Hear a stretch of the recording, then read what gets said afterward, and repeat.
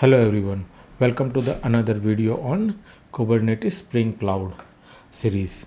So in this video we will be looking into the ticket service. So ticket service is also very similar to the flight service and the passenger service that we discussed in the previous videos. So the POM file, it is using the Spring Boot Starter actuator, Spring Boot Starter data JPA dependency, then starter web dependency, then H2 database dependency for adding some storing ticket details. Then we have got a Lombok for setting the getter setters and some other properties, and Guava for preconditions check we have used. Then we are using OpenFang. This is used for connecting to the flight service and the ticket service, because it is fetching some data from ticket service, flight service and the passenger service to get the how many passengers and how many tickets are there into the flight.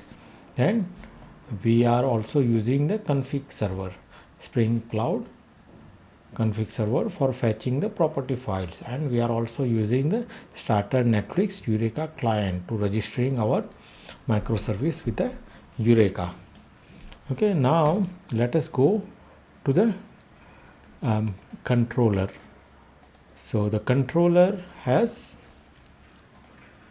ticket detail. You can fetch the ticket detail, you can create the ticket detail, and there's only two services there.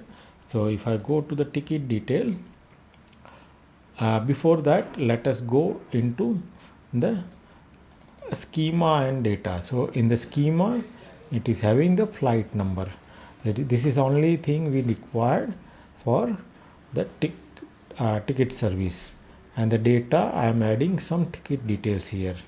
Okay, this is all we need. But what it will do is, from ticket number it will go to the flight passenger service. A passenger service, it will get all the passengers inside the ticket, and this how it will fetch so many information. So let us look into the ticket service Java class.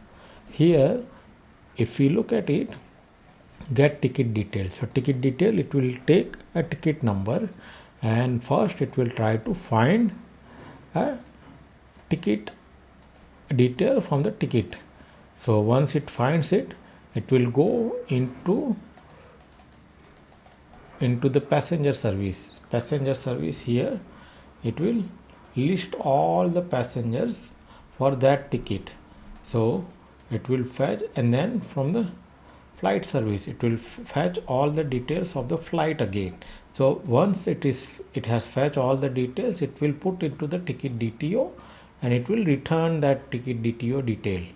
So here if you look at it, it fetches the detail from the passenger service regarding the passenger details, and now it goes to the flights and fetch the flight detail again, right? So this is how it is fetching so much of information from all the microservices. So this is where it is using the Fang client. So here if you look at it, the flight Fang client, it will fetch flight details, right? And again if you look at the passenger Fang client, it is fetching the ticket details. Or if you want to add a new passenger into the passenger Fang client, so it will be able to add a new passenger into the ticket again. So this is all I have for ticket service. And now let us look into the application.properties. So application property is also very similar to the one we have for the passenger service and the ticket service, flight service. Again it is fetching details regarding the configuration from the config server, and to register it is using the Eureka service URL default zone. Okay, now let us go and check the ticket service Kubernetes manifest files. deployment is kind, then the name is the ticket service deployment, then the selector is a TS ticket service, then match label is TS ticket service, and the container is a TS ticket service, and again it is fetching the image cup of Java Tech ticket service version 1. That you can, if you want to build it, there is a Docker file also been provided here, so you should be able to build it by yourself again, and you can push that into your Docker Hub registry. Okay, so again application name I need to add into the config map. So I will go back into the config map and I will add a name there. So this is my config map name, this is added here. Now then there is more properties that we already have for the other manifest files as well, right? Profile is, it is taking the dev profile, then client, Eureka client service default zone, then for registering with the Eureka and Spring config for fetching the property files, right? Again the service object is a Kubernetes service manifest file is API version 1 v1, kind is service, and TS ticket service, then the selector is TS ticket service. This is same as the one that we have defined it here and here, right? Again the type is load balancer, and the port it is exposing is 8300, and the target port is again 8300.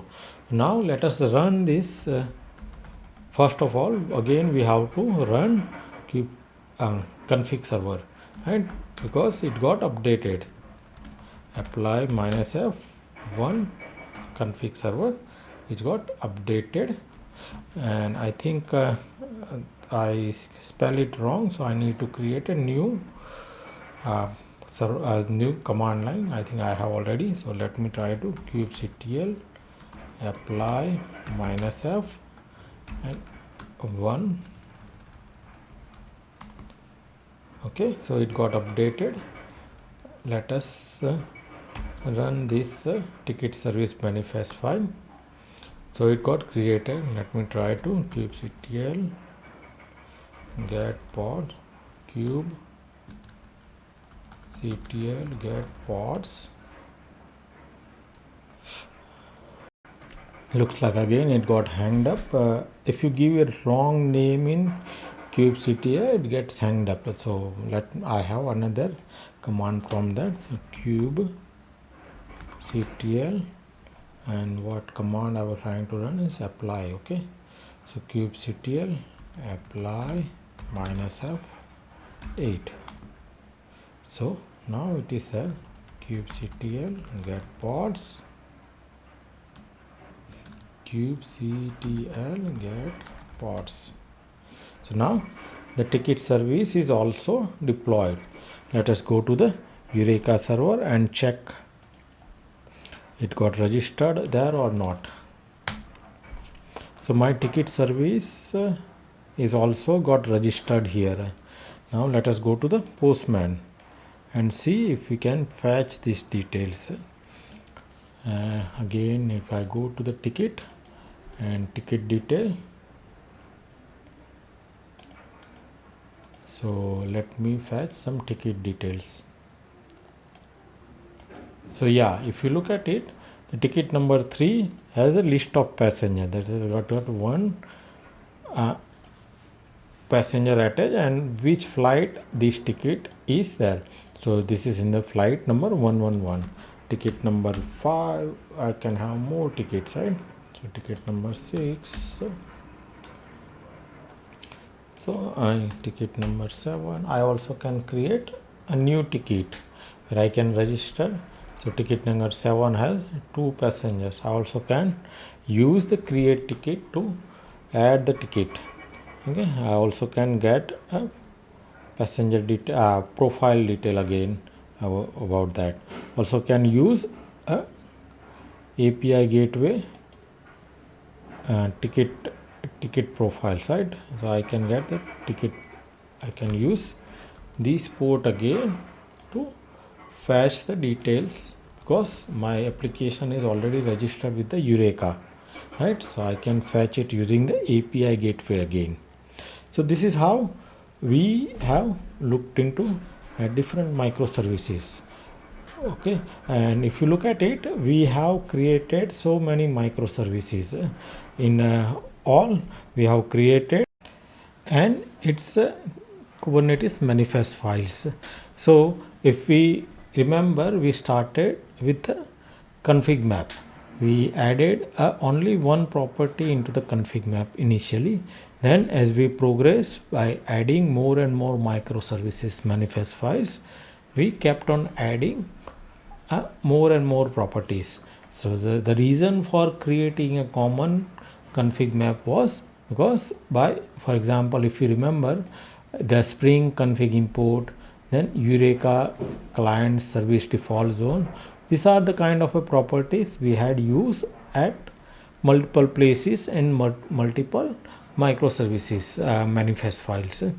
So again, then after we created a persistent volume and persistent volume claim, that got used into the config server, right?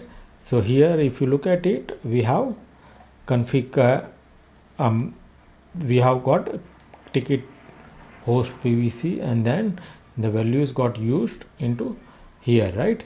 If you look at it, this volume is got mounted with this config volume, and we started creating a Eureka server API gateway, and then we looked into the actual microservices that application related. So config server, Eureka server, and API gateways are related to the Spring Cloud project, and these are all our actual microservices. So more or less we have tried covering so many things into our Kubernetes manifest files. I hope you have enjoyed watching this video. Thank you very much for staying with me for Kubernetes Spring Cloud series.